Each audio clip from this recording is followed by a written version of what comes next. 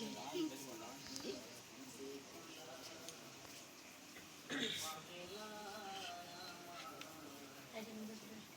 এখন সবচেয়ে বেশি অসুবিধা আপনার কি হচ্ছে বলুন?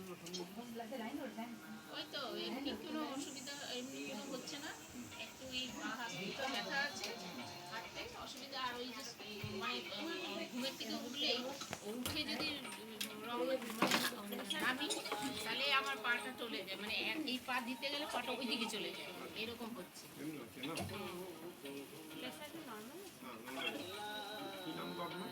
সুজাতা মুখার্জি।